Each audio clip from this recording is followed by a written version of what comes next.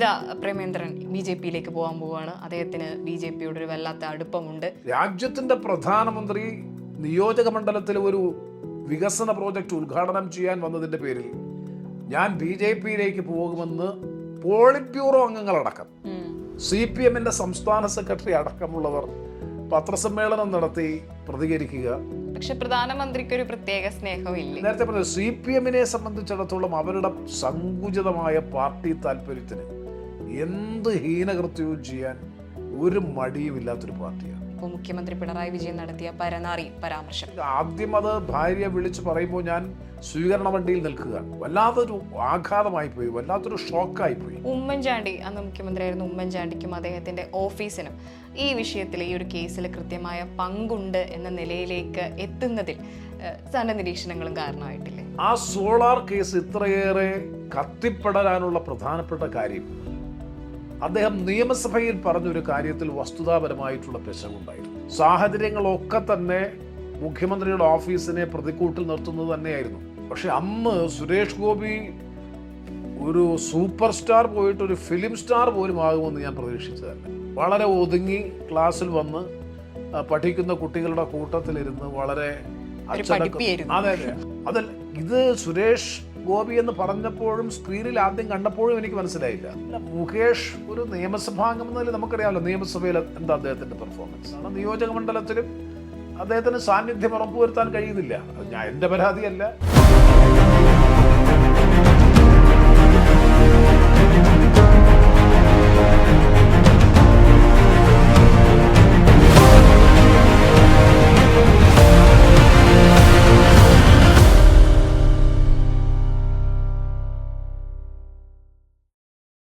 NK Premachandran MP ആണ് കൂടെയുള്ളത്. നമസ്കാരം സർ. നമസ്കാരം. ഇപ്പോൾ ആദ്യം തന്നെ സാറിനെ കാണുമ്പോൾ ചോദിക്കാനുള്ളതും, ഇപ്പോൾ കണ്ടിന്യൂസ് തുടർച്ചയായി കൊല്ലത്തുള്ളൊരു വിജയം, ഇത്രയും കൊല്ലം നിവാസികൾ ഇത്രയും അങ്ങ് സ്നേഹിക്കാനുള്ളൊരു കാരണം എന്തായിരിക്കും? പ്രധാനമായും ജനങ്ങളുമായിട്ടുള്ള ഒരു സംസർഗം തന്നെയാണ് പ്രധാനപ്പെട്ട കാരണം. കക്ഷി രാഷ്ട്രീയത്തിനതീതമായി ജനങ്ങളുടെ പ്രശ്നങ്ങൾ അത് പരിഹരിക്കുന്നതിനായാലും അഡ്രസ്സ് ചെയ്യുന്ന കാര്യത്തിലായാലും വളരെ ആത്മാർത്ഥമായ ഒരു സമീപനം സ്വീകരിക്കുന്നുണ്ട്. ഇപ്പോൾ പാർലമെൻറ്റിലേക്ക് അല്ലെങ്കിൽ നിയമസഭയിലേക്ക് തിരഞ്ഞെടുക്കപ്പെട്ടാൽ ഒരു പാർട്ടിയുടെയോ മുന്നണിയുടെയോ പേരിലായിരിക്കാം തിരഞ്ഞെടുക്കപ്പെടുന്നത്. പക്ഷേ തിരഞ്ഞെടുക്കപ്പെടുന്ന ജനപ്രതിനിധി ജനങ്ങളുടെ ആകെ പ്രതിനിധിയാണ്. ആ ഒരു പൊതുബോധത്തോടു കൂടി പ്രവർത്തിക്കാൻ കഴിയുന്നു എന്നുള്ളത് നല്ലതുപോലെ ജനങ്ങൾക്ക് മനസ്സിലാകുന്നുണ്ട്. അതുപോലെ തന്നെ മണ്ഡലത്തിൻ്റെ വികസനോന്മുഖ പ്രശ്നങ്ങളായാലും, പിന്നെ വളരെ പ്രധാനമായും ഒരു ജനപ്രതിനിധി പാർലമെൻ്റ് അംഗമാണെങ്കിൽ പാർലമെൻ്ററി രംഗത്തെ പ്രവർത്തനങ്ങൾ, നിയമസഭാംഗമാണെങ്കിൽ നിയമസഭാ രംഗത്തെ പ്രവർത്തനങ്ങൾ, ഇതെന്ന് ജനങ്ങൾ നല്ലതുപോലെ വിലയിരുത്തുന്നുണ്ട്. മുൻകാലങ്ങൾ പോലെയല്ല. കാരണം സമൂഹ മാധ്യമങ്ങളും ഇലക്ട്രോണിക് മാധ്യമങ്ങളുമൊക്കെ തത്സമയ സംപ്രേക്ഷണത്തിലൂടെയും പ്രധാനപ്പെട്ട സംഭവവികാസങ്ങൾ മുഴുവൻ ജനങ്ങളിൽ എത്തിക്കൊണ്ടിരിക്കുന്നൊരു പ്രത്യേക പശ്ചാത്തലത്തിൽ ആര് എന്ത് ഏത് രൂപത്തിൽ പെർഫോം ചെയ്യുന്നു എന്നതിനെ സംബന്ധിച്ച് ജനങ്ങൾക്ക് നല്ല അവബോധമുണ്ട്. അതുകൊണ്ട് എൻ്റെ അഭിപ്രായത്തിൽ അത് നല്ലതുപോലെ ജനങ്ങൾ വിലമതിക്കുന്നുണ്ട്. പാർലമെൻറ്റ് തിരഞ്ഞെടുപ്പ് വരുമ്പോൾ, തിരഞ്ഞെടുപ്പ് സമയത്ത് ജനങ്ങളെ അഭിമുഖീകരിക്കുന്ന സമയത്തൊക്കെ അവരാണ് നമ്മളോട് ഇങ്ങോട്ട് സാറിൻ്റെ ഇന്ന ദിവസത്തെ അല്ലെങ്കിൽ ഈ വിഷയത്തെ സംബന്ധിച്ചുള്ള പ്രതികരണം ഞങ്ങൾ കണ്ടു, പ്രസംഗം ശ്രദ്ധിച്ചു, നന്നായി എന്ന് പറഞ്ഞുകൊണ്ട് വിവിധ വിഭാഗം ജനങ്ങളെ ബാധിക്കുന്ന പ്രശ്നങ്ങളൊക്കെ നമ്മൾ സഭയിൽ ഉന്നയിക്കുമ്പോൾ ആ കൺസേൺ സെക്ഷൻസ് അല്ലെങ്കിൽ ആ സമൂഹം നല്ലതുപോലെ ശ്രദ്ധിക്കുന്നുണ്ട്. അവരുമായി ഒരു ആത്മബന്ധം സ്ഥാപിക്കാൻ കഴിയുന്നുണ്ട്. അവരുടെ ഇഷ്യൂസ് അഡ്രസ്സ് ചെയ്തിരിക്കുന്നു. അവരുടെ പ്രശ്നങ്ങൾ സഭയിൽ പറയാൻ ഒരാളുണ്ട്. അതൊരു വലിയ അളവ് വരെ എന്നെ സഹായിച്ചിട്ടുണ്ട് എന്നാണ് എൻ്റെ വിശ്വാസം. അതുപോലെ ജനങ്ങൾക്ക് മാത്രമല്ലല്ലോ, ഇപ്പോൾ നേതാക്കൾക്കിടയിലും അങ്ങനെയാണല്ലോ. എല്ലാ നേതാക്കൾക്കിടയിലും സ്വീകാര്യനാവുക എന്ന് പറയുന്നത് ചെറിയ കാര്യമല്ല. അതിനൊരു ഉദാഹരണം എനിക്ക് തോന്നുന്നത് മകൻ്റെ വിവാഹ റിസപ്ഷന് എല്ലാ നേതാക്കളും എത്തി എന്നുള്ളതാണ്. അത് വലിയ വാർത്തയാവുകയും ചെയ്തിട്ടുണ്ടായിരുന്നു എന്നുള്ളതാണ്. ആ ഒരു സ്നേഹവും കൂടി എങ്ങനെയാണ് നേടിയെടുക്കാൻ സാധിച്ചിട്ടുള്ളത്? ഒരു എൻ്റെ പൊതുജീവിതത്തിൽ ഏറ്റവും വലിയൊരു അംഗീകാരമായിട്ടാണ് ഞാനും വിലയിരുത്തുന്നത്. കാരണം മകൻ്റെ വിവാഹ റിസപ്ഷനുമായി ബന്ധപ്പെട്ട് ഡൽഹിയിൽ വളരെ ലളിതമായിട്ടുള്ളൊരു ചടങ്ങായിരുന്നു. അവിടെ പാർലമെൻറ്റിൻ്റെ തന്നെ വെസ്റ്റേൺ കോർട്ടിൽ ഒരു ഹാളിൽ വെച്ചിട്ടായിരുന്നു. രാഷ്ട്രപതി അങ്ങനെ ഒരു റിസപ്ഷനൊന്നും പോയി കണ്ടിട്ടില്ല. അപ്പോൾ അതിൽ പ്രധാനമന്ത്രിയെ ഞാൻ ചെന്ന വിവാഹത്തിന് ക്ഷണിച്ചപ്പോൾ അദ്ദേഹമാണ് സത്യം. എൻ്റെ മനസ്സിൽ അങ്ങനെ ഒരു ആലോചനയുണ്ട്. നമ്മളൊന്നും അങ്ങനെ ഡൽഹിയിൽ റിസപ്ഷൻ വെക്കുന്ന പതിവില്ല. അപ്പോൾ അദ്ദേഹം പറഞ്ഞു കൊല്ലത്ത് ഞാൻ വിവാഹത്തിന് വരാം, പക്ഷേ വിവാഹം ഈ സെക്യൂരിറ്റി പ്രശ്നമൊക്കെ ആയി വലിയ ബുദ്ധിമുട്ടുണ്ടാകും, അതിനേക്കാൾ നല്ലത് ഡൽഹിയിൽ ഒരു റിസപ്ഷൻ വെച്ചാൽ തീർച്ചയായിട്ടും ഞാൻ പങ്കെടുക്കാം എന്ന് പറഞ്ഞു. അപ്പോൾ അങ്ങനെയാണ് അങ്ങനൊരു ചിന്ത പോയത് തന്നെ. എനിക്ക് അഭിമാനം തോന്നിയത് അതിനകത്ത് രാഷ്ട്രപതി, ഉപരാഷ്ട്രപതി, പ്രധാനമന്ത്രി, മിക്കവാറും ക്യാബിനറ്റ് മന്ത്രിമാർ, മുൻ പ്രധാനമന്ത്രിമാർ, അതുപോലെ രാഹുൽ ഗാന്ധി, പ്രിയങ്ക ഗാന്ധി അടക്കമുള്ള, സോണിയാഗാന്ധി എന്ന അസുഖമായിട്ട് ചികിത്സയിലായിരുന്നു. മിക്കവാറും എല്ലാ കക്ഷി നേതാക്കളും, ശരത് പവാർ ഉൾപ്പെടെ, രാംവിലാസ് പാസ്വാൻ ഉൾപ്പെടെയുള്ള ഭരണ പ്രതിപക്ഷ കക്ഷി ഭേദമന്യുള്ള ഇന്ത്യൻ രാഷ്ട്രീയ രംഗത്തെ മിക്കവാറും എല്ലാ രാഷ്ട്രീയ നേതാക്കളുടെയും സാന്നിധ്യം കൊണ്ടും സമ്പന്നമായിരുന്നു എന്നുള്ളത് വളരെ ശ്രദ്ധേയമാണ്. അത് ഡൽഹിയിൽ തന്നെ ചർച്ചാ വിഷയമായതാണ്. ഞാൻ മനസ്സിലാക്കുന്നത് ശരിയെങ്കിൽ തൊട്ടടുത്ത ദിവസം പാർലമെൻ്ററി ഗ്രൂപ്പുണ്ട്, ക്യാബിനറ്റിൻ്റെ ഒരു പാർലമെൻ്ററി സമിതി എല്ലാ ദിവസവും രാവിലെ ചേരും സഭയിൽ. ആ യോഗത്തിൽ പ്രധാനമന്ത്രി തന്നെ റിപ്പോർട്ട് ചെയ്തു എന്തുകൊണ്ട് ഇത്തരത്തിൽ ലളിതമായി, കാരണം ഡൽഹിയിൽ നടക്കുന്ന വിവാഹ സൽക്കാര ചടങ്ങുകൾ കോടികൾ ചെലവഴിച്ചുള്ള വിവാഹ സൽക്കാര ചടങ്ങുകളാണ്, എന്തുകൊണ്ട് നമുക്ക് ഇന്നലെ നടന്നതുപോലെ പ്രേമേന്ദ്രൻ്റെ വിവാഹ റിസപ്ഷനുമായി ബന്ധപ്പെട്ട് നടന്നത് വളരെ ലളിതമായിരുന്നു, പക്ഷേ പങ്കാളിത്തം കൊണ്ടും അതിൻ്റെ എല്ലാം കൊണ്ടും ശ്രദ്ധേയമായിരുന്നു, എന്തുകൊണ്ട് ഇങ്ങനെ ആയിക്കൂടാ എന്ന നിലയിൽ അദ്ദേഹം തന്നെ നിർദ്ദേശം മുന്നോട്ട് വെച്ചു എന്നാണ് ഞാൻ മനസ്സിലാക്കാൻ കഴിയുന്നത്. അപ്പോൾ അത് ഈ പറഞ്ഞതാണ്, ഇതൊക്കെ പൊതുജീവിതത്തിൽ ലഭിക്കുന്ന അംഗീകാരമാണ്. നമ്മളിപ്പോൾ രാഷ്ട്രീയമായി നടത്തുന്ന പ്രവർത്തനങ്ങൾ അംഗീകാരം. അതിൻ്റെ പ്രധാനപ്പെട്ട കാരണം ഞാൻ പറയാം. പ്രധാനപ്പെട്ട കാരണം, നമ്മൾ ഗവൺമെൻറ്റിനെ വിമർശിക്കുമ്പോൾ രൂക്ഷമായി ഞാൻ വിമർശിക്കാറുണ്ട്, നയപരമായ നിലപാടുകളെ അതിശക്തമായി വിയോജിക്കാറുണ്ട്, ഭേദഗതികൾ ഉന്നയിച്ചുകൊണ്ട് പരമാവധി സാങ്കേതിക തടസ്സങ്ങൾ ഉണ്ടാക്കാറുണ്ട്. പക്ഷെ വ്യക്തിഗതമാകാൻ പാടില്ല. ആക്ഷേപങ്ങൾ, ആരോപണങ്ങൾ വ്യക്തിഗതമാകുമ്പോഴാണ് ആ സൗഹൃദം നമുക്ക് നഷ്ടപ്പെടുന്നത്. അല്ലാതെ നയപരമായ കാര്യങ്ങളെ സംബന്ധിച്ചും നിലപാടുകളെ സംബന്ധിച്ചും വിമർശിക്കുന്നതിന് എന്താണ്? ആ വിമർശനം ഉൾക്കൊള്ളാൻ ഒരു പരിധിവരെ അവർ തയ്യാറാണ്. വിമർശനം ഉൾക്കൊണ്ടില്ലെങ്കിൽ പോലും അങ്ങനെ വിമർശിക്കുന്നതിൻ്റെ പേരിൽ പകയും വിദ്വേഷവും പൊതുവെ ഉണ്ടാകാറില്ല. അതുകൊണ്ടായിരിക്കാം ഒരുപക്ഷെ അത്തരത്തിലൊരു സൗഹൃദം, ഒരു സ്വീകാര്യത ഭരണകക്ഷിയുടെ. പിന്നെ സംസാരിക്കുമ്പോൾ വളരെ വാലിഡായിട്ടുള്ള പോയിൻറ്റ്സ്, ഗവൺമെൻറ്റിന് കൂടി സഹായകരമാകുന്ന നിർദ്ദേശങ്ങൾ കൂടി, അതും ഒരു പാർലമെൻറ്റ് അംഗത്തിൻ്റെ ചുമതലയാണ്. കേവലം വിമർശനങ്ങൾക്കപ്പുറത്ത് ഇതിനോടൊപ്പം തന്നെ ഇന്ന കാര്യങ്ങൾ സജഷൻ, മിക്കവാറും ഞാൻ എൻ്റെ ആ സ്പീച്ചസിൻ്റെ ലാസ്റ്റ് പാർട്ട് എന്ന് പറയുന്നത് ഇത് കൂടുതൽ മെച്ചപ്പെടുത്താൻ ഉതകുന്ന നിലയിലുള്ള ക്രിയാത്മകമായ നിർദ്ദേശങ്ങൾ കൂടി സമർപ്പിക്കുമ്പോൾ അത് മന്ത്രിമാർക്കും ഗവൺമെൻറ്റിനും വളരെ പോസിറ്റീവായിട്ടുള്ള ഫീലിംഗ് ഉണ്ടാക്കും. അപ്പോൾ അങ്ങനൊരു നയപരമായ നിലപാടും ഒരു ശൈലിയും സ്വീകരിക്കുന്നത് കൊണ്ടാണ് എന്നാണ് എൻ്റെ വിശ്വാസം. പൊതുവെ ഭരണ പ്രതിപക്ഷ കക്ഷി ഭേദമന്യേ ഒരു നല്ല സ്വീകാര്യത പാർലമെൻ്ററി രംഗത്ത് ലഭിച്ചിട്ടുണ്ട് എന്നാണ് എൻ്റെ വിശ്വാസം.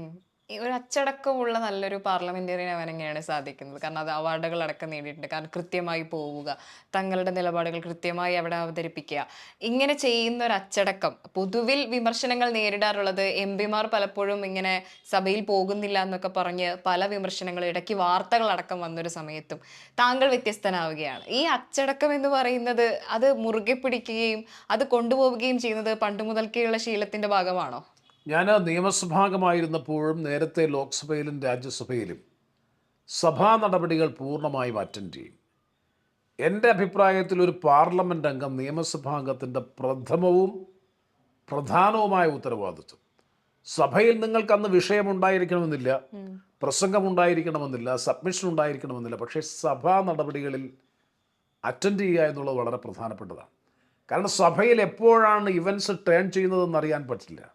ഒരുപാട് അവസരങ്ങൾ, നിങ്ങൾ സഭയിൽ ഹാജരുണ്ടെങ്കിൽ ഇപ്പോൾ ക്രമപ്രശ്നങ്ങൾ ഉന്നയിക്കാൻ, അതിലൂടെ ഗവൺമെൻറ്റിനെ പ്രതിരോധത്തിലാക്കാൻ, ഒരുപാട് സാങ്കേതിക വിഷയങ്ങളിലൂടെ ഗവൺമെൻറ്റിനെ പ്രതിരോധത്തിലാക്കാനും നമ്മുടെ പ്രദേശത്തിൻ്റെ വികസനവുമായി ബന്ധപ്പെട്ട വിഷയങ്ങൾ ഉന്നയിക്കാനും ഒക്കെയുള്ള നിരവധി അവസരങ്ങൾ കിട്ടും.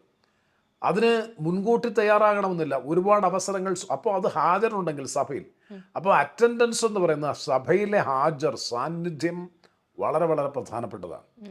മാത്രവുമല്ല, നമുക്കറിയാം, ഒരിക്കൽ അരുൺ ജെയ്റ്റ്ലി പോലും പറഞ്ഞിട്ടുണ്ട്, disruption is also a mode of parliamentary practice or to protest എന്ന് പറഞ്ഞിട്ടുണ്ട്. പക്ഷേ അത് നിരന്തരമുള്ള സഭാ നടപടികൾ തടസ്സപ്പെടുത്തുകയും തെരുവിൽ പറയേണ്ട കാര്യം പാർലമെൻറ്റിലേക്ക് വരികയും ചെയ്യുമ്പോൾ പാർലമെൻ്ററി ജനാധിപത്യം തന്നെ ദുർബലപ്പെടുന്ന സ്ഥിതി വരും. ഞങ്ങളൊക്കെ ഇത് നിരന്തരമായി പറയാറുണ്ട്. ഇപ്പോൾ ഏത് ഗവൺമെൻറ് ആയാലും, ഇപ്പോൾ പാർലമെൻറ്റിൽ നമ്മുടെ രീതി പരിശോധിച്ച് നോക്കിയാൽ നിരന്തരമായി സഭാ നടപടികൾ തടസ്സപ്പെടുത്തുക, സഭയിൽ ഡിബേറ്റ് ചെയ്യുന്നതിൻ്റെ സിഗ്നിഫിക്കൻസ് വളരെ വളരെ വലുതാണെന്നാണ് എൻ്റെ വിശ്വാസം. പലരും ചോദിക്കാറുണ്ട് എന്താ നിങ്ങളവിടെ പറഞ്ഞുകൊണ്ടെന്ന്. അതിനൊരു ഇമ്പാക്റ്റ് ഉണ്ട്. ഉം. ഒരു സംശയം വേണ്ട, ഗവൺമെൻറ്റിനെ പ്രതിരോധത്തിലാക്കുന്നതിലൂടെ ഭാവിയിലെങ്കിലും അത്തരത്തിലുള്ള കാര്യങ്ങൾ ചെയ്താൽ നല്ല വിമർശനമുണ്ടാകും, പൊതുമണ്ഡലത്തിൽ പൊതുശ്രദ്ധയിൽ വരുമെന്നുള്ളത് കൊണ്ട് അതിൽ നിന്ന് ഡിറ്റർ ചെയ്യാൻ, പിന്തിരിയാൻ സ്വാഭാവികമായിട്ട് ഗവൺമെൻറ് നിർബന്ധിതമാകും. ഇപ്പോൾ പലരും ചോദിക്കാറുണ്ട് ഭേദഗതികൾ ഉന്നയിക്കുന്നു, ഗവൺമെൻറ് അംഗീകരിക്കുന്നില്ല, നിർദ്ദയം ഭേദഗതികൾ നിരാകരിക്കുക. നിരാകരിക്കും. പക്ഷേ നിരാകരിക്കുമ്പോഴും പിന്നീട് നിയമം ഭേദഗതി വരുമ്പോൾ, ഗവൺമെൻറ് തന്നെ ഭേദഗതി വരുമ്പോൾ എനിക്ക് തന്നെ അറിയാം, ഞാൻ നിർദ്ദേശിച്ചിട്ടുള്ള പല ഭേദഗതികളും അപ്പോൾ അംഗീകരിച്ചിട്ടില്ലെങ്കിൽ പോലും പിന്നീട് നിയമത്തിൻ്റെ ഒരു ഭേദഗതി വരുമ്പോൾ അതെല്ലാം ഇൻകോർപ്പറേറ്റ് ചെയ്ത് വന്നിട്ടുള്ള നിരവധി അനുഭവങ്ങളുണ്ട്. ഉം. അപ്പോൾ പാർലമെൻ്ററി നടപടിക്രമങ്ങളിൽ അച്ചടക്കത്തോടു കൂടി പങ്കെടുക്കുകയും പ്രതിഷേധിക്കേണ്ട സമയങ്ങളിൽ പ്രതിഷേധിക്കുക തന്നെ വേണം. ഗവൺമെൻറ് നിഷേധാത്മകമായ നിലപാട് സ്വീകരിക്കുമ്പോൾ, ജനാധിപത്യപരമായി ചർച്ചയ്ക്കുള്ള അവസരം നിഷേധിക്കുമ്പോഴൊക്കെ ആ പ്രതിഷേധത്തിൽ പങ്കുചേരും. എല്ലാത്തിനും ഒരു ലിമിറ്റ്സ് ഉണ്ട്. ഇപ്പോൾ നിർഭാഗ്യവശാൽ സംഭവിച്ചുകൊണ്ടിരിക്കുന്നത് ആ ലിമിറ്റ്സ് ആൻഡ് ബൗണ്ട്സ് എന്ന് പറയുന്നത് പൂർണ്ണമായും നഷ്ടപ്പെട്ടിരിക്കുന്നു. സഭ ചേർന്നാൽ അത് ബഹളമുണ്ടാക്കി വാർത്താ പ്രാധാന്യം ലഭിക്കുന്നത് അതിനാണ് എന്നുള്ളത് കൊണ്ട്. പക്ഷെ ഇപ്പോൾ അതിനും ആരും വാർത്താ പ്രാധാന്യം കൊടുക്കുന്നില്ല. ഇപ്പോൾ സ്ഥിരം പ്രക്രിയ ആകുമ്പോൾ അതിന് ഇമ്പോർട്ടൻസ് ഇല്ല. അതാണ് ഞാൻ പറഞ്ഞത്. അതിനേക്കാൾ ഇപ്പം ഞാൻ ഒരു ഉദാഹരണം പറയാം. ഈ 18ാം ലോക്സഭയുടെ ആദ്യത്തെ സെഷൻ, സത്യപ്രതിജ്ഞ കഴിഞ്ഞതിന് ശേഷമുള്ള ആദ്യത്തെ സെഷൻ വന്നപ്പോൾ രാഹുൽ ഗാന്ധിയുടെ പ്രസംഗം, പ്രതിപക്ഷം നടത്തിയ ഒരു ഇടപെടൽ, ഗവൺമെന്റ് വലിയ രൂപത്തിൽ പ്രതിരോധത്തിലായി. അതെ, ആ കാലയളവിൽ സഭാ നടപടികൾ തടസ്സപ്പെട്ടില്ല. പ്രതിപക്ഷം സ്കോർ ചെയ്യാണ് ചെയ്തത്. എപ്പോഴും പാർലമെന്റ്, നിയമസഭ ഈസ് ഫോർ ദ ഓപ്പോസിഷൻ. പ്രതിപക്ഷത്തിനുള്ളതാണ് പാർലമെന്റ്, പ്രതിപക്ഷത്തിനുള്ളതാണ് നിയമം. അവർക്കാണ് സ്കോർ ചെയ്യാൻ പറ്റുന്നത്. സഭാ നടപടികൾ നടന്നില്ലെങ്കിൽ പുറത്ത് മുദ്രാവാക്യം വിളിച്ചതുകൊണ്ടും വേണം, തെരുവിൽ സമരം ചെയ്യണം. പാർലമെന്റിൽ സഭയ്ക്കുള്ളിലാണ് ഗവൺമെന്റിനെ പ്രതിരോധത്തിലാക്കേണ്ടത്. ഓരോ തെരഞ്ഞെടുപ്പ് വരുമ്പോഴും എപ്പോഴും ഇപ്പോൾ അപ്പുറത്ത് നിൽക്കുന്നവർ ആരോപിക്കുന്ന ഒന്ന് ഇതാ, പ്രേമേന്ദ്രൻ BJP-യിലേക്ക് പോകാൻ പോവുകയാണ്, അദ്ദേഹത്തിന് BJP-യോട് ഒരു വല്ലാത്ത അടുപ്പമുണ്ട്. നിരന്തരം എല്ലാ തെരഞ്ഞെടുപ്പിലും ഇതൊരു വിഷയമാക്കി മാറ്റുകയാണല്ലോ. അത് ഈ CPM-നെ സംബന്ധിച്ച്, CPM-ന്റെ പ്രവർത്തന ശൈലിയും ചരിത്രവും പരിശോധിച്ചാൽ അവരാടിനെ പട്ടിയാക്കുക, പട്ടിയെ പേപ്പട്ടിയാക്കുക, പേപ്പട്ടി എന്ന് വിളിച്ച് തെരുവിൽ തല്ലിക്കൊല്ലുക എന്നുള്ളതാണ് CPM-ന്റെ പ്രവർത്തന ശൈലി. കല്ല് വെച്ച പച്ചക്കള്ളം സംഘടിതമായ ശക്തിയിലൂടെ ക്യാമ്പയിനിലൂടെ അവതരിപ്പിക്കുന്നതിൽ ഒരു മടിയും ഇല്ലാത്ത ഒരു പാർട്ടിയാണ്. കാരണം കഴിഞ്ഞ തെരഞ്ഞെടുപ്പിൽ ക്യാൻറ്റീനിൽ ഉണ്ടായിരുന്ന പ്രധാനമന്ത്രിയുമായിട്ടുള്ള വിരുന്ന്, അതാണ് അവർ ആയുധമാക്കിയത്. അതിൻ്റെ ചിത്രങ്ങൾ പുറത്തു വിട്ടിട്ട് ഇത് അദ്ദേഹം പാർട്ടി മാറും, ജയിച്ച പാടുകാരെ മാറും, അതിനുള്ള ചർച്ചയാണ് എന്ന് വരെ സോഷ്യൽ മീഡിയയിൽ വാദങ്ങൾ ഉന്നയിച്ചവരാണ്. 2019-ലും 2024-ലും നടന്ന 2 പാർലമെന്റ് തെരഞ്ഞെടുപ്പിലെയും മുഖ്യ അജണ്ട 2014-ൽ ഭാഗികമായിട്ടുണ്ടായിരുന്നു. പക്ഷേ 19-ലും 24-ലും നടന്ന മുഖ്യ അജണ്ട ഞാൻ RSSലേക്ക് പോകുന്നു, ഞാൻ BJP-യിലേക്ക്, ഞാൻ ജയിച്ചാൽ മോദി ഗവൺമെന്റിൽ മന്ത്രിയാകും. എന്തൊരു ഇൻറ്റൻസീവായിട്ടുള്ള ക്യാമ്പയിൻ, അതും എന്തൊരു വർഗീയ ക്യാമ്പയിനാണ്. ന്യൂനപക്ഷ കേന്ദ്രങ്ങളിൽ, മുസ്ലിം ന്യൂനപക്ഷ കേന്ദ്രങ്ങളിലും ക്രൈസ്തവ ന്യൂനപക്ഷ കേന്ദ്രങ്ങളിലും പോയി വലിയ തോതിൽ ഈ പ്രചരണം നടത്തുക. ആദ്യം പ്രധാനമന്ത്രി നാഷണൽ ഹൈവേ ബൈപ്പാസ് ഉദ്ഘാടനം ചെയ്യാൻ വന്നു എന്നതിൻ്റെ പേരിലായിരുന്നു 19-ൽ. എന്തൊരു ക്യാമ്പയിനായിരുന്നു. രാജ്യത്തിൻ്റെ പ്രധാനമന്ത്രി നിയോജക മണ്ഡലത്തിൽ ഒരു വികസന പ്രോജക്റ്റ് ഉദ്ഘാടനം ചെയ്യാൻ വന്നതിൻ്റെ പേരിൽ ഞാൻ BJP-യിലേക്ക് പോകുമെന്ന് പോളിറ്റ് ബ്യൂറോ അംഗങ്ങളടക്കം, CPM-ന്റെ സംസ്ഥാന സെക്രട്ടറി അടക്കമുള്ളവർ പത്രസമ്മേളനം നടത്തി പ്രതികരിക്കുക. 2024-ൽ പ്രധാനമന്ത്രി വിളിച്ച ഒരു സൗഹൃദ വിരുന്നെന്ന് പോലും പറയാൻ കഴിയില്ല. പ്രധാനമന്ത്രി ഒരു കാഷ്വൽ ടോക്കിന് വിളിച്ചു, അതിനുശേഷം ഭക്ഷണം കഴിക്കാൻ ക്ഷണിച്ചു. അദ്ദേഹത്തോടൊപ്പം അപ്പുറത്തും ഇപ്പുറത്തും ഒക്കെ പാർലമെന്റ് അംഗങ്ങൾ ഇരിക്കുന്ന വേദിയിൽ ക്യാൻറ്റീനിൽ നിന്ന് ഭക്ഷണം കഴിച്ചതിൻ്റെ പേരിൽ ഞാൻ ഇതാ BJP-യിലേക്ക് പോകുന്നു എന്ന് പറഞ്ഞ തീവ്രമായ പ്രചരണമായിരുന്നു. പക്ഷേ ആ പ്രചരണങ്ങളൊന്നും ജനങ്ങൾ ഉൾക്കൊണ്ടില്ല. അവിടെയാണ് നമ്മളിതിൻ്റെ ഗൗരവം മനസ്സിലാക്കേണ്ടത്. പഴയ കാലമല്ല. ഈ CPM വിചാരിക്കുന്നത് പോലെ ഇത്തരത്തിലുള്ള കല്ലുവച്ച പച്ച കള്ളം പ്രചരിപ്പിച്ച് ജനങ്ങളെ ഒരു പരിധിവരെയൊക്കെ കുറേ കാലത്തേക്കാം, പക്ഷേ അത് ശാശ്വതമായി നിലനിൽക്കില്ല എന്നുള്ളതിൻ്റെ ഏറ്റവും വലിയ തെളിവാണ്. ഒരു ജനകീയ പ്രശ്നങ്ങളും കഴിഞ്ഞ പാർലമെന്റ് തെരഞ്ഞെടുപ്പിൽ അവർ ചർച്ച ചെയ്തില്ലല്ലോ. ഒരു രാഷ്ട്രീയ പ്രശ്നങ്ങൾ ചർച്ച ചെയ്തില്ല. BJP-ക്ക് ആകെ പറഞ്ഞതാണ് ഞാൻ BJP-യിലേക്ക്, RSSലേക്ക് പോകുന്നു, അടുത്ത മന്ത്രിസഭയിലുടൻ തന്നെ. ഇത് 2 തെരഞ്ഞെടുപ്പിലും പറഞ്ഞു. പക്ഷേ ഇപ്പോഴും പാർലമെന്റിൽ അതിശക്തമായി ഗവൺമെന്റിനെതിരായിട്ടുള്ള പ്രസംഗമായാലും പ്രതികരണമായാലും പ്രവർത്തനങ്ങളായാലും അതിശക്തമായി പാർലമെൻറ്റിനകത്തും പുറത്തും നടത്തുന്നു. അതോടൊപ്പം വ്യക്തിഗതമായിട്ടുള്ള സൗഹൃദങ്ങൾ ഉലച്ചിൽ തട്ടാതെ ഒരു പരിധിവരെ സംരക്ഷിച്ചു പോകാനും കഴിയുന്നുണ്ട്. പക്ഷെ പ്രധാനമന്ത്രിക്ക് ഒരു പ്രത്യേക സ്നേഹമില്ലേ? പലപ്പോഴും പറഞ്ഞിട്ടില്ലേ? പ്രേമേന്ദ്രൻ എം പിയെ കണ്ട് പഠിക്കണം നിങ്ങളെന്ന് സ്വന്തം ഒപ്പമുള്ള നേതാക്കളോടും പറഞ്ഞതായി കേട്ടിട്ടുണ്ട്. ഒരു പരിഗണനയുണ്ട്, ഞാൻ നിഷേധിക്കുന്നില്ല.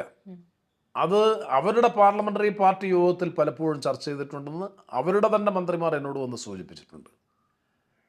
അതിന് പ്രധാനപ്പെട്ട കാരണം ഒരു സിംഗിൾ മെമ്പർ പാർട്ടിയാണ്.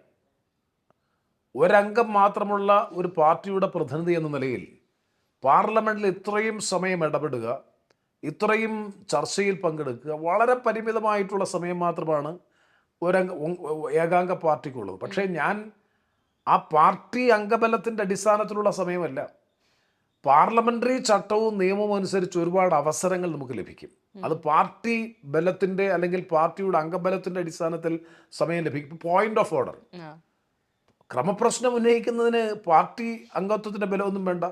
അതുപോലെ പല സ്ഥലങ്ങളിലും ഇടപെടാൻ, ഭേദഗതികൾ മൂവ് ചെയ്യുന്നതിന്, ചോദ്യം ചോദിക്കുന്നതിന് സമാന സ്വഭാവത്തിലുള്ള നിരവധി പ്രൊവിഷൻസ് ഉപയോഗിച്ച് പാർലമെൻറ്റിൽ ഇടപെടുമ്പോൾ പലപ്പോഴും നമുക്ക് ഗവൺമെൻറ്റിനെ പ്രതിരോധത്തിലാക്കാൻ കഴിയുന്നു.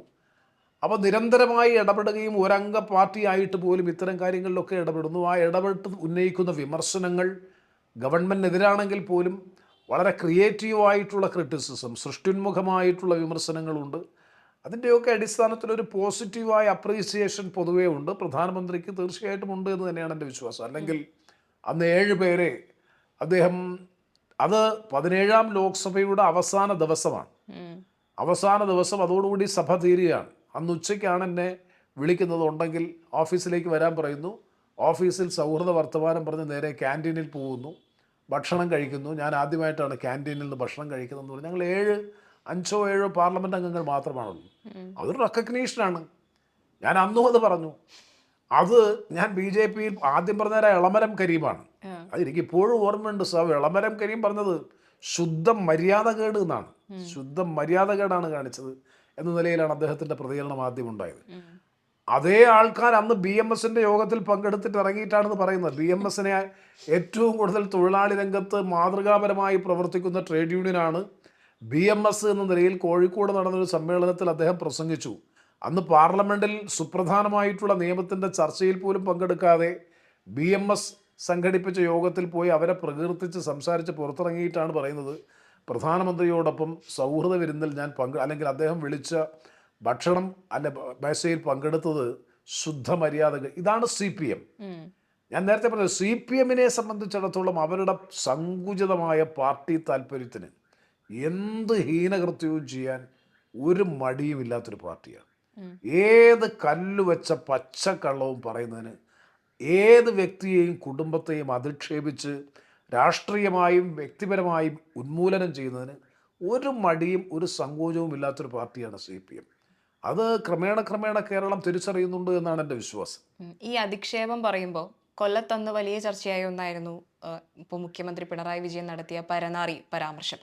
അന്ന് എനിക്ക് തോന്നുന്നു അത് അങ്ങേ വിളിച്ച് പറയുന്നത് ഭാര്യയാണെന്ന് തോന്നുന്നു. ഇങ്ങനൊരു വിഷയം ഇവിടെ ഉണ്ടായിട്ടുണ്ട്, കൊല്ലത്ത് ഉണ്ടായിട്ടുണ്ട് എന്നുള്ളത്. അദ്ദേഹം അതുവരെയും അതിനെക്കുറിച്ച് സംസാരിക്കാതെ കൊല്ലത്ത് പ്രചാരണത്തിനെത്തുമ്പോഴാണ് ഇങ്ങനൊരു വിഷയം സംസാരിക്കുന്നതും അങ്ങനൊരു പ്രയോഗം നടത്തുന്നതും. ശരിക്കും അത് വേദനിപ്പിച്ചിരുന്നു. അത്രയും കാലം കൂടെ നിന്നൊരു പാർട്ടി, അത് അങ്ങ് പിണറായി വിജയൻ്റെ ഒപ്പം തന്നെ പ്രവർത്തിച്ചിരുന്ന ഒരാൾ, അദ്ദേഹത്തിന് സ്നേഹത്തോടെ സംസാരിച്ചിരുന്ന ഒരാൾ, പെട്ടെന്ന് അങ്ങനൊരാളുടെ അടുത്ത് നിന്ന് അങ്ങനെ ഒരു പരാമർശം ഉണ്ടായത് സത്യത്തിൽ വേദനിപ്പിച്ചില്ലേ? ഞങ്ങൾ RSP 34 വർഷക്കാലം ഞങ്ങൾ ഇടത് ജനാധിപത്യ മുന്നണിയിൽ സജീവ പാർട്ടിയായി പ്രവർത്തിച്ചവരാണ്. അതിലൊരു ഘട്ടം കഴിഞ്ഞപ്പോൾ അതിൻ്റെ മുൻനിരയിൽ, പ്രത്യേകിച്ചും ചാനൽ ചർച്ചകളിലാണെങ്കിലും പൊതുയോഗങ്ങളിലാണെങ്കിലും ഇടതുപക്ഷ ജനാധിപത്യ മുന്നണിയുടെ ഒരു പ്രചാരകൻ എന്ന നിലയിലേക്ക് ഉയർന്നു വരാനുള്ള അവസരം എനിക്കുണ്ടായി. ആ ഒരു വലിയ പ്ലാറ്റ്ഫോമായിരുന്നു അത്. പിണറായി വിജയനോടൊപ്പം തന്നെ നിരവധി യോഗങ്ങളിൽ മാത്രമല്ല, ഉപതെരഞ്ഞെടുപ്പുകളിൽ. അപ്പോൾ നെയ്യാറ്റിങ്കര ഉപതെരഞ്ഞെടുപ്പ് നടന്നപ്പോൾ ഞാനും C. ദിവാകരനും പിണറായി വിജയൻ അദ്ദേഹത്തിൻ്റെ നേതൃത്വത്തിൽ ഞങ്ങളായിരുന്നു മുഴുവൻ പ്രാദേശിക കമ്മിറ്റികളിലും 2 ദിവസം പോയി വിലയിരുത്തൽ നടത്തി. ആ തരത്തിലൊരു നല്ല പൊളിറ്റിക്കൽ ഫ്രറ്റേണിറ്റി, രാഷ്ട്രീയമായിട്ടുള്ളൊരു നല്ല സൗഹൃദം, നല്ലൊരു ബന്ധം അദ്ദേഹവുമായിട്ടുണ്ടായിരുന്നു. 2014 ഞങ്ങളൊരു നിലപാട് സ്വീകരിച്ചു. ഞാനല്ല നിലപാട് സ്വീകരിച്ചത്, പാർട്ടിയാണ് നിലപാട് സ്വീകരിച്ചത്. അതിശക്തമായിട്ടുള്ള പാർട്ടി അണികളുടെ പൊതുവികാരം അത്രമേൽ രൂക്ഷമായിരുന്നു. പാർട്ടിയെ അവഗണിക്കുന്നു, ഘട്ടം ഘട്ടമായി സീറ്റുകൾ ഏകപക്ഷീയമായി CPM ഏറ്റെടുക്കുന്നു. അങ്ങനെ ഒരു പ്രത്യേക സാഹചര്യത്തിൽ പാർട്ടി ഒരു പൊതു നിലപാട് സ്വീകരിച്ചു. അതിൻ്റെ ഭാഗമായി ഞാൻ പോയി. എന്നെ അദ്ദേഹം വിളിക്കുകയോ അതുമായി ബന്ധപ്പെട്ട ഒരു പരാമർശവും നടത്തിയിട്ടില്ല. പക്ഷേ തുടർന്ന് ആ പാർലമെൻറ്റ് തെരഞ്ഞെടുപ്പിൻ്റെ ഘട്ടത്തിൽ കൊല്ലത്ത് വന്നിട്ടാണ് 3 യോഗങ്ങളിൽ ആവർത്തിച്ച് ഈ മോശപ്പെട്ട പരാമർശം നടത്തുന്നത്. സത്യത്തിൽ അത് വല്ലാത്ത മാനസിക, ആദ്യം അത് ഭാര്യയെ വിളിച്ച് പറയുമ്പോൾ ഞാൻ സ്വീകരണ വണ്ടിയിൽ നിൽക്കുകയാണ്. സ്വീകരണ വണ്ടിയിൽ പര്യടന പരിപാടി നടന്നുകൊണ്ടിരിക്കുമ്പോൾ സ്വീകരണ വണ്ടിയിൽ നിൽക്കുമ്പോഴാണ് മൊബൈലിൽ എൻ്റെ പ്രവർത്തകർ വിളിക്കുന്നു എന്ന് പറഞ്ഞപ്പോൾ വല്ലാത്തൊരു ആഘാതമായിപ്പോയി, വല്ലാത്തൊരു ഷോക്കായിപ്പോയി. അത് മാനസികമായി നമ്മളെ ഡീമോറലൈസ് ചെയ്യുന്ന നിലയിലായിപ്പോയി. അത്തരമൊരു പദപ്രയോഗത്തിലൂടെ പൊതുരംഗത്ത് നിൽക്കുന്ന, രാഷ്ട്രീയ രംഗത്ത് നിൽക്കുന്ന എന്നെപ്പോലെ ഒരാളെ, അദ്ദേഹത്തിന് നല്ലതുപോലെ അറിയാവുന്ന ഒരാളെ സ്ലിപ്പ് ഓഫ് ദ ടങ് ആണെങ്കിൽ നമുക്ക് മനസ്സിലാക്കാം. വ്യക്തമായി അധിക്ഷേപിച്ചുകൊണ്ട് നടത്തിയ പരാമർശം പൊതുജീവിതത്തിലൊരു വലിയ ആഘാതം തന്നെയായിരുന്നു, മെൻ്റൽ ഷോക്കായിരുന്നു. പക്ഷേ നിമിഷ നേരം കൊണ്ട് എനിക്ക് പെട്ടെന്ന് തന്നെ വല്ലാതെ വന്നു. അപ്പം മാധ്യമങ്ങൾ നിൽക്കുകയാണ്, എന്താണ് പ്രതികരണമെന്നറിയാൻ തൊട്ടടുത്ത പോയിന്റിൽ മാധ്യമ സുഹൃത്തുക്കൾ നിൽക്കുകയാണ്. എൻ്റെ പ്രതികരണം വളരെ പക്വമായിട്ടുള്ള പ്രതികരണമായിരുന്നു എന്നാണ് പൊതുവെ വിലയിരുത്തപ്പെട്ടത്. കാരണം ഞാൻ പറഞ്ഞത് അതിനുള്ള മറുപടി കൊല്ലം ലോക്സഭാ മണ്ഡലത്തിലെ ജനങ്ങൾ നൽകും. ഞാനല്ല അതിൽ പ്രതികരിക്കേണ്ടത്, ജനങ്ങളാണ് എന്നുള്ളൊരു പ്രതികരണം അത് വലിയ ഇമ്പാക്റ്റ് ഉണ്ടായി.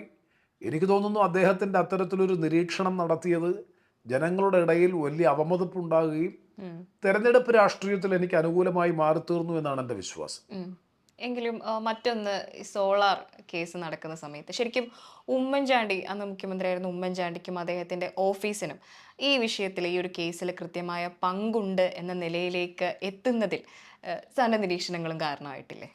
ഞാൻ നല്ല ആത്മാർത്ഥമായി വിശ്വസിച്ചുകൊണ്ട് തന്നെയാണ്.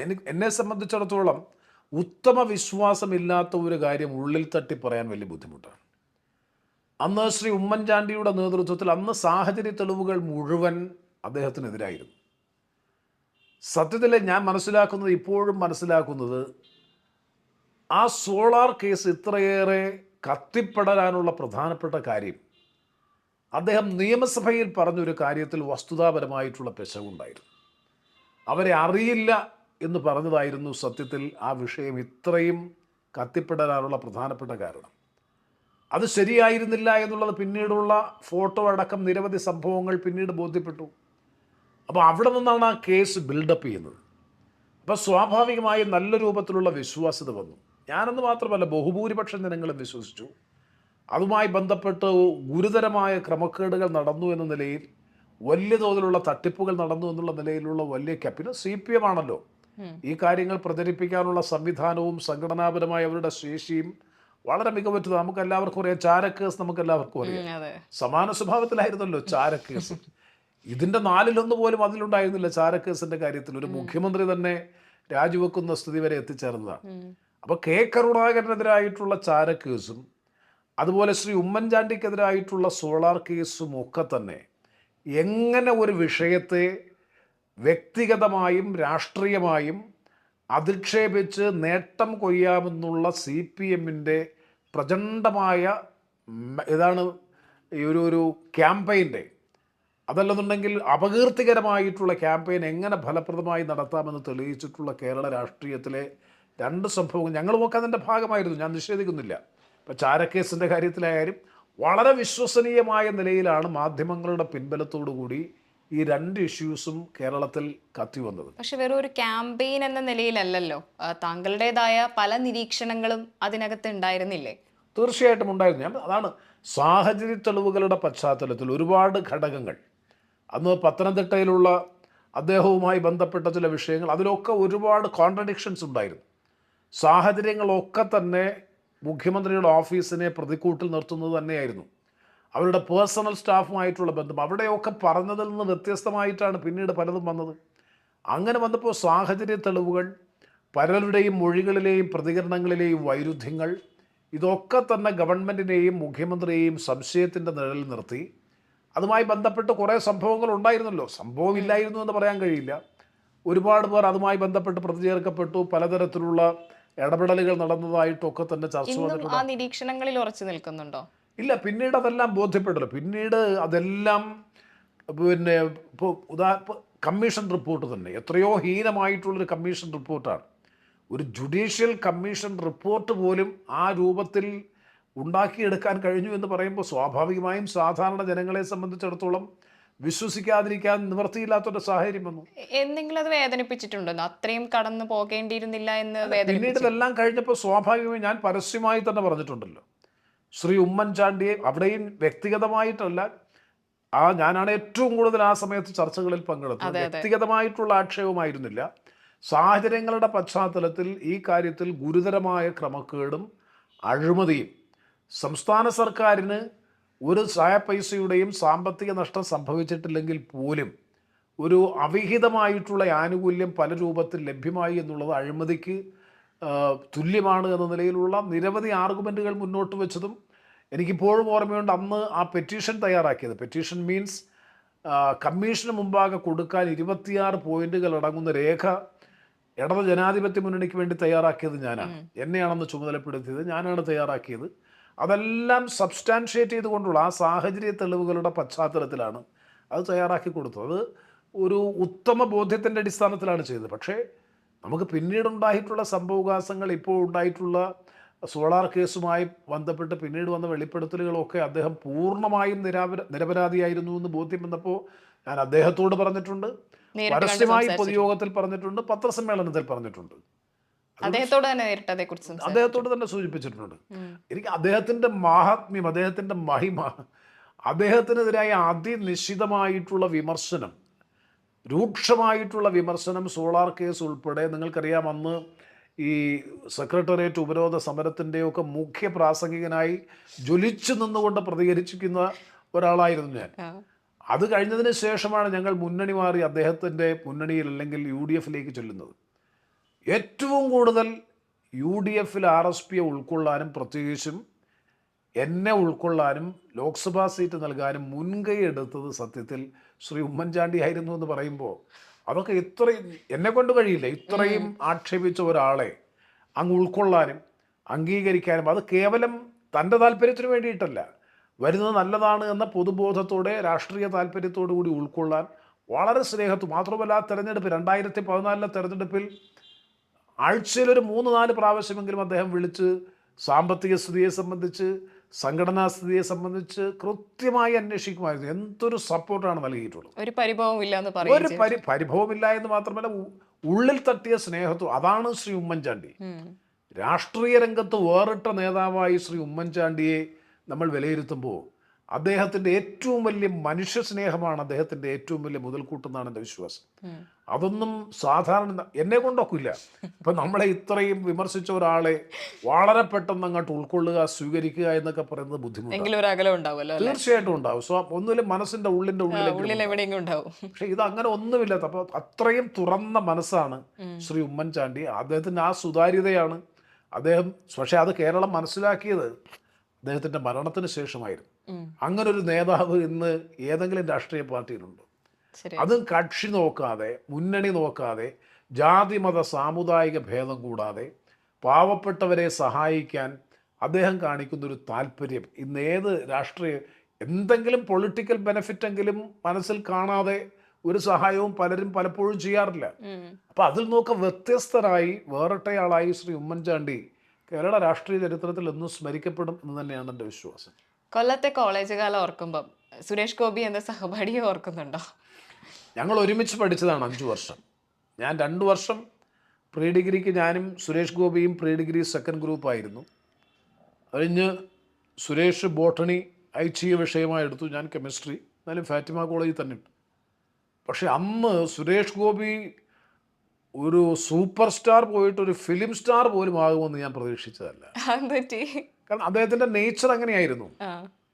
വളരെ ഒതുങ്ങി ക്ലാസ്സിൽ വന്ന് പഠിക്കുന്ന കുട്ടികളുടെ കൂട്ടത്തിലിരുന്ന് വളരെ അതെ, അത്തരം വളരെ അന്തർമുഖനെന്ന് ഞാൻ പറയുന്നില്ല, ഏതാണ്ട് അതിന് സമാനമായ നിലയിലായിരുന്നു സുരേഷ് ഗോപി. അദ്ദേഹം ഇങ്ങനെ ഒരു ആക്ഷൻ ഹീറോ ആകുമെന്നുള്ളത് സത്യത്തിൽ വിശ്വസിക്കാൻ പോലും കഴിഞ്ഞില്ല. ഇത് സുരേഷ് ഗോപി എന്ന് പറഞ്ഞപ്പോഴും സ്ക്രീനിൽ ആദ്യം കണ്ടപ്പോഴും എനിക്ക് മനസ്സിലായില്ല. വളരെ കഴിഞ്ഞതിന് ശേഷമാണ് എന്നോടൊപ്പം പഠിച്ച സുരേഷാണ് ഇത് എന്ന് ബോധ്യപ്പെട്ടു. ആ രൂപത്തിലുള്ള മാറ്റമാണ് സുരേഷ് ഒരൊറ്റ സ്റ്റേജിൽ അപ്പിയർ ചെയ്തിട്ടില്ല. സാധാരണഗതിയിൽ സിനിമാ രംഗത്തും കലാരംഗത്തും ഒക്കെ ഉള്ളവർ ഏതെങ്കിലും ഒരു നാടകം അല്ലെങ്കിൽ മറ്റേതെങ്കിലും മോണോ ആക്ട്, മിമിക്രി. ഇപ്പം മുകേഷ് കോളേജിൽ പഠിക്കുമ്പോൾ സ്ഥിരം മിമിക്രി സ്ഥിരമായി, ഞങ്ങളുടെ അതേ ബാച്ചായിരുന്നു, എസ് എൻ കോളേജിലായിരുന്നു എന്നേ ഉള്ളൂ, സ്ഥിരമായി കേരള സർവകലാശാല യൂണിയൻ്റെ മത്സരത്തിൽ 1ാം സ്ഥാനം ലഭിക്കുന്നയാളായിരുന്നു. അങ്ങനെ എത്രയോ പേർ. പക്ഷേ സുരേഷിന് അങ്ങനെ ഒരു ബാക്ക്ഗ്രൗണ്ട് ഇല്ല. പിന്നെ ഈ പറയുന്ന ഒരു ആക്ഷൻ ഹീറോയുടെ ഒരു നേച്ചർ ഉണ്ടായിരുന്നില്ല. തികച്ചും വ്യത്യസ്തനായിട്ടുള്ളൊരു വ്യക്തിയായിരുന്നു. ഒരു പൊതുരംഗത്തേക്ക് പോലും കടന്നു വരുമായിരുന്നില്ല. അദ്ദേഹം പറയുന്ന ആകെ അസോസിയേഷൻ്റെ സെക്രട്ടറി സ്ഥാനത്തേക്ക് മത്സരിച്ചു. അതും പൊളിറ്റിക്കലായിട്ടല്ല മത്സരിച്ചു. അവരുടെ കൂട്ടുകാരെല്ലാവരും കൂടി ബോട്ടണി അസോസിയേഷൻ്റെ നിർബന്ധിച്ച് നോമിനേഷൻ കൊടുത്ത് സെക്രട്ടറി ആയി എന്നുള്ളതല്ലാതെ അങ്ങനെ കോളേജിൻ്റെ പൊതുപരിപാടികളിലോ അങ്ങനൊരു പൊതുമുഖമായി ഈ അടിയിടി പോയിട്ട് അത്തരത്തിലുള്ള ഒരു ആക്ടിവിറ്റീസിലും ഉണ്ടായിരുന്നില്ല. ഒരു അത്ഭുതകരമായ മാറ്റമാണ്, വിസ്മയകരമായ മാറ്റമാണ്. പിൽക്കാലത്ത് സൂപ്പർ സ്റ്റാറായി മാറുക, പിന്നീട് പാർലമെൻറ്റിലേക്ക്, രാജ്യസഭയിലേക്ക് വരിക, ലോക്സഭയിലേക്ക് വരിക എന്നുള്ളതൊക്കെ ഒരു എന്താണ് അതൊക്കെ ഒരു തലവര എന്ന് പറയുന്നത് പോലെ വേണമെങ്കിൽ വിശ്വസിക്കാനേ കഴിയൂ. പക്ഷെ കുറച്ചുകൂടി ശ്രദ്ധിക്കേണ്ടതില്ലേ ജനങ്ങളോട് ഇടപഴകുമ്പോഴാണെങ്കിലും? ഇപ്പൊ അദ്ദേഹം നേരിടുന്നൊരു വിമർശനം അതാണ് പലപ്പോഴായി. സുരേഷ് ഗോപി എന്നും രാഷ്ട്രീയ രംഗത്ത് പ്രവർത്തിച്ചു വന്നവരല്ല. നിങ്ങൾ സുരേഷ് ഗോപിയുടെ കാര്യം മാത്രമല്ല, ഈ സെലിബ്രിറ്റീസ് ഇന്ന് രാഷ്ട്രീയത്തിൽ വലിയ സ്വാധീനം ചെലുത്തുന്നുണ്ട്. ഒരുപക്ഷെ രാഷ്ട്രീയ രംഗത്തെ മൂല്യത്തകർച്ചയായിരിക്കാം. ഇപ്പോൾ പ്രത്യയശാസ്ത്രപരമായിട്ടുള്ള വീക്ഷണത്തിൻ്റെ പിൻബലമില്ലാതെ സെലിബ്രിറ്റീസ് എല്ലാം വലിയ ഭൂരിപക്ഷത്തോടു കൂടി ജയിച്ചു വരുന്നുണ്ട്. പക്ഷേ അവർക്കൊന്നും എൻ്റെ അഭിപ്രായത്തിൽ ഒരിക്കലും ഒരു പൊതുപ്രവർത്തകൻ, ഗ്രാസ് റൂട്ട് ലെവലിൽ പ്രവർത്തിച്ചു വരുന്ന ഒരു പൊതുപ്രവർത്തകൻ നടത്തുന്ന സേവനത്തിൻ്റെ, അവരൊക്കെ വേറെ ചാരിറ്റിയൊക്കെ ചെയ്യുന്നുണ്ടാകാം, അത്തരത്തിൽ ഇടപഴകാനും ബുദ്ധിമുട്ടാണ്. അവരുടെ കോൺട്രിബ്യൂഷൻസും ആ നിലയിൽ വരില്ല എന്നാണ് എൻ്റെ വിശ്വാസം. ഇപ്പോൾ ആരുടെ കേസെടുത്താലും, ഇപ്പോൾ മുകേഷിൻ്റെ കേസെടുത്താലും അങ്ങനെ തന്നെയാണ് തോന്നിയിട്ടുള്ളത്. കുറച്ച് വേണമെങ്കിൽ അതിന് അപവാദമെന്ന് പറയാൻ കഴിയുന്നത് ഗണേഷ് കുമാർ. പക്ഷേ തമ്മിൽ അതെ, ഗണേഷ് കുമാർ അദ്ദേഹത്തിൻ്റെ അച്ഛൻ ഒരുപക്ഷെ മന്ത്രിയായിരുന്നു, രാഷ്ട്രീയ തറവാട്ടിൽ നിന്ന് വന്നു എന്നതിൻ്റെ ഒരു അനുഭവവും പരിചയവും ഒക്കെ ആയിരിക്കാം. അല്ലാതെ നിങ്ങൾ പൊതുവെ ഇപ്പം പാർലമെൻറ്റിൽ തന്നെ ശത്രുഘ്നൻ സിൻഹ, അമിതാഭ് ബച്ചൻ, എത്ര പേർ വന്നു. അവരുടെയൊക്കെ കോൺട്രിബ്യൂഷൻസ് എന്താണ്? ഒരു പാർലമെൻ്ററി രംഗത്ത് ഒരു കോൺട്രിബ്യൂഷനും അവരെ സംബന്ധിച്ചിടത്തോളം അല്ലേ. ഇപ്പോൾ ഹേമമാലിനി അത്യാവശ്യം ഇൻ്റർവ്യൂ ചെയ്യാറുണ്ട്. ആകെ വേണം ജയാ ബച്ചൻ, വേണമെങ്കിൽ പറയാൻ കഴിയുന്ന ഒരാൾ ജയാ ബച്ചനാണ്, സോഷ്യലി പൊളിറ്റിക്കലി ആക്റ്റീവ് ആയിട്ടുള്ളത്. അപ്പോൾ ഇതിപ്പോൾ അതാണ് ഞാൻ പറഞ്ഞത്, ഈ ജനങ്ങൾക്കിടയിൽ പ്രവർത്തിച്ച് കഷ്ടത അനുഭവിച്ച് ബുദ്ധിമുട്ടും പ്രയാസവും അനുഭവിച്ച് സാധാരണക്കാരോടൊപ്പം ജീവിച്ച് അവൻ്റെ പ്രശ്നങ്ങൾ മനസ്സിലാക്കി അവർക്ക് വേണ്ടി പ്രവർത്തിച്ച് സമരങ്ങൾ നയിച്ച് അല്ലെങ്കിൽ അവരുടെ അവകാശങ്ങൾക്ക് വേണ്ടി നിലകൊണ്ട് ഒരു ഘട്ടത്തിൽ നിയമസഭയിലേക്കും പാർലമെൻറ്റിലേക്കും ഒക്കെ വരുന്ന ഒരു കാലമുണ്ടായിരുന്നു. ആ കാലം ഇപ്പോൾ മാറി. ഇപ്പോൾ മുകേഷ് എം.എൽ.എ കുറിച്ച് അങ്ങനെ തന്നെയാണോ ഫീൽ ചെയ്യുന്നത്? അല്ല, മുകേഷ് ഒരു നിയമസഭാംഗം എന്നതിൽ നമുക്കറിയാമല്ലോ നിയമസഭയിൽ എന്താ അദ്ദേഹത്തിൻ്റെ പെർഫോമൻസ്. ഞാൻ കുറ്റം പറയുകയല്ല, നിയമസഭയിലുള്ള പെർഫോമൻസ് എന്താണ്. നിയോജക മണ്ഡലത്തിലും അദ്ദേഹത്തിന് സാന്നിധ്യം ഉറപ്പുവരുത്താൻ കഴിയുന്നില്ല. എൻ്റെ പരാതിയല്ല, അവിടെ CPM-ന് തന്നെയുള്ള വലിയ പരാതിയാണ്. ആ സാന്നിധ്യം പിന്നെ കഴിഞ്ഞ തെരഞ്ഞെടുപ്പിൽ വളരെ പ്രതികൂലമായി വന്നൊരു ഘടകം അതായിരുന്നല്ലോ. നിയമസഭാ കാര്യത്തിൽ പോലും ശ്രദ്ധ ചെലുത്താൻ കഴിയാത്ത ഒരാൾ എങ്ങനെയാണ് പാർലമെന്റിൽ എന്ന നിലയിലുള്ള വിമർശനം വന്നിരുന്നു. അവർക്ക് വേറെ അവർ തന്നെ ഇപ്പോൾ അഭിനയിക്കാൻ പോകുന്നുണ്ട്. അവരുടെ പ്രൈം. ഇപ്പോൾ സുരേഷ് ഗോപി, അദ്ദേഹത്തിന്റെ പ്രധാനപ്പെട്ട ഡിമാൻഡ് എനിക്ക് സിനിമയിൽ അഭിനയിക്കണം, അത് കഴിഞ്ഞേ ഉള്ളൂ. അതല്ലല്ലോ ഞങ്ങളുടെ പ്രൈം കൺസേൺ പൊതുപ്രവർത്തനമാണ്, രാഷ്ട്രീയ അതല്ലാതെ മറ്റൊന്നില്ല. ഞങ്ങളൊക്കെ അഭിഭാഷക വൃത്തി ഉപേക്ഷിച്ചിട്ട് ഇതിനകത്ത് വന്നതാണ്. അഭിഭാഷക വൃത്തി പൂർണ്ണമായിട്ട് ഉപേക്ഷിച്ച് നേരത്തെ പൊതുരംഗത്തുണ്ടായിരുന്നു. ഫുൾ ഫ്ലഡ്ജഡ് പൊളിറ്റീഷ്യൻസായി മാറിയപ്പോൾ അഭിഭാഷക വൃത്തി ചേർന്ന് കഴിയില്ല. അപ്പോൾ അത്തരം സാഹചര്യങ്ങളിൽ ഒരു ഡിസ്റ്റിങ്ഷൻ ഈ കാര്യത്തിൽ വേണ്ടതാണ്. ഒരു ശരിയായ ഒരു ഡിസ്റ്റിങ്ഷൻ ഈ കാര്യത്തിൽ വേണ്ടതാണ്. സെലിബ്രിറ്റീസ് പലപ്പോഴും ജനകീയ പ്രശ്നങ്ങൾ ജനങ്ങൾ എല്ലാവരും ഒന്നും ഞാൻ പറയുന്നില്ല, എക്സെപ്ഷൻസ് ഉണ്ടാകാം, ആ നിലയിലേക്ക് ഉയരാൻ അവർക്ക് കഴിയുന്നില്ല എന്നുള്ളതാണ് എൻ്റെ വിശ്വാസം. നന്ദി സാർ, ഇത്രയും സമയം നമുക്ക് വേണ്ടി ചെലവഴിച്ചതിന്. Thank you.